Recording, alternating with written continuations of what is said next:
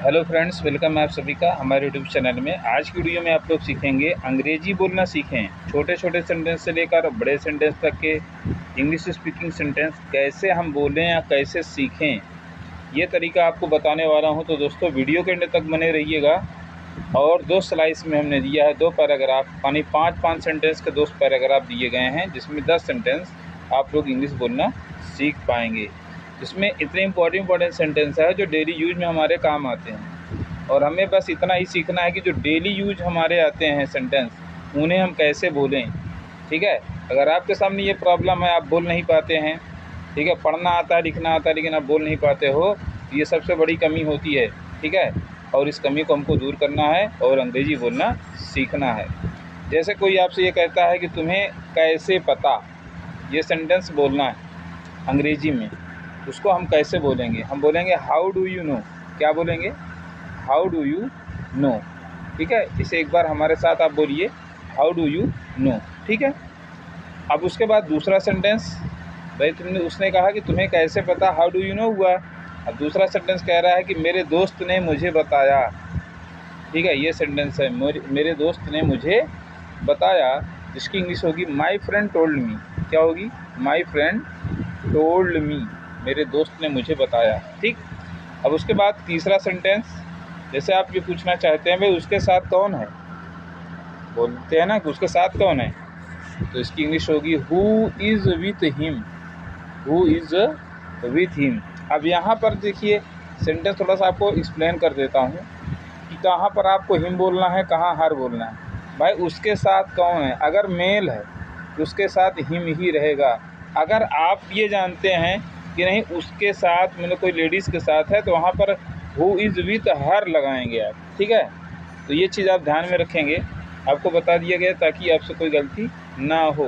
अगर मेल है तो हिम सही होगा फिर, लेकिन अगर उसके साथ कोई फीमेल है, कोई भी हो, तो वहाँ पर who is with her sentence सही होगा, और मेल है तो यही सेंटेंस सही है आपका। इस तरह से आपको बोलना है।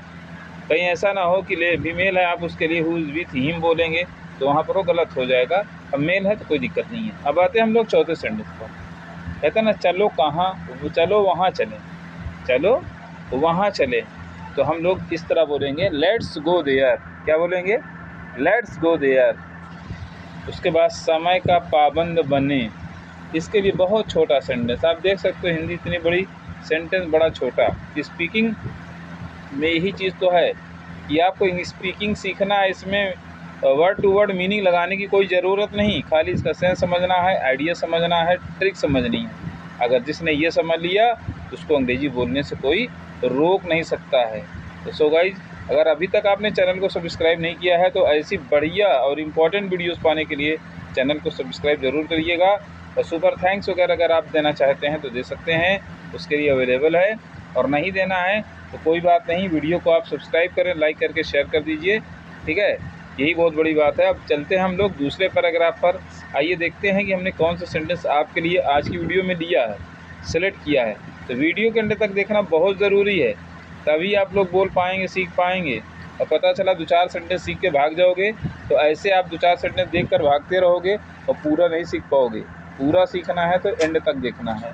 ठीक है। अब ये इसका मतलब ये नहीं कि एंड देखने का मतलब है कि आप जो है वीडियो को पूरा दिखवाना है, ऐसा नहीं है। मतलब ताकि नॉलेज जो भी हो ना, क्योंकि आधा नॉलेज जो होता है वो ख़तरनाक होता है ना, पूरा नॉलेज होना चाहिए, इसलिए आप लास्ट तक देखेंगे। ठीक है। अगर आप अंदर बोलने की शौक़ है तो नहीं तो फिर कोई बात नहीं, उसमें कोई दिक्कत भी नहीं है। और उसके बाद 6वां सेंटेंस क्या है? समय की कीमत जानूं। इसको अंग्रेज़ी में हमको बोलना है know the value of time. भाई समय तो सबसे बड़ी चीज़ है। इंसान पैसे से सब कुछ खरीद सकता है, लेकिन एक चाहे जितना अमीर आदमी हो वो टाइम नहीं खरीद सकता। ठीक है। आज से 5 साल पहले, 10 साल पहले वो कैसा था, ठीक है, वो उस चीज़ को चाह कर भी, चाहे कितना पैसा क्यों ना हो, वो ख़रीद नहीं पाएगा। तो इसीलिए कहा गया समय की कीमत जानो, तो अंग्रेज़ी इसकी होगी know the value of time. ठीक। फिर उसके बाद एक बहुत बढ़िया सेंटेंस हमने आपके लिए दिया है।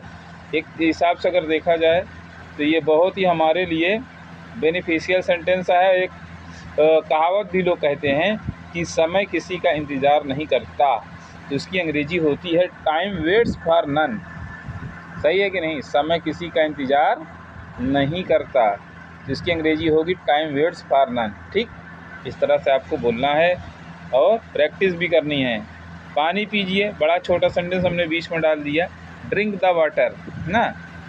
अगर आप प्रेशर डालना चाहते हैं, मतलब विनम्रतापूर्वक बोलना चाहते हैं, तो आप प्लीज़ ड्रिंक द वाटर भी बोल सकते हैं। यहाँ पर ये भी सेंटेंस सही होगा, मुझे आराम करने दीजिए, लेट मी रेस्ट। मुझे आराम करने दीजिए, लेट मी रेस्ट। फिर कहते हैं कि 10 नंबर पर, इसकी चिंता मत करो, तो इसकी अंग्रेजी होगी डोंट केयर इट। क्या होगी? एक बार फिर से बोलिए, डोंट केयर इट। तो ये सब है हमारे आज के 10 सेंटेंस, जिसमें मैंने आपको इंग्लिश पढ़ने के साथ बोलना भी सिखाया। उम्मीद करता हूँ आप लोग इसी तरह प्रैक्टिस करते रहोगे तो ज़रूर सीख पाओगे। ठीक है, और थोड़ा थोड़ा करके तो बहुत होता है। ठीक है, जैसे कहावत है ना, बूंद बूंद से रस से घड़ा भर जाता है। तो एक दिन घड़ा आपका, मतलब नॉलेज का घड़ा, ऐसा नहीं है, कुछ गलत ना समझिएगा। ठीक है, तो वो ज़रूर पूरा होगा।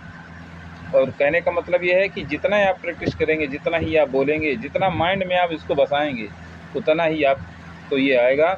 जैसे आप बोलने लगेंगे फटाफट, उसी में से स्टोर होकर के आपको मुंह पे खुद आ जाएगा वो। इस तरह से बोलना अगर आप सीखेंगे तो ज़रूर आप जो है बोल पाएंगे। I hope that you will learn how to speak English. तो दोस्तों, मैं था ओएस सर, इंग्लिश टीचर, और आज की वीडियो हमने जो बताया आपको काफ़ी अच्छा भी लगा होगा, उम्मीद करता हूँ।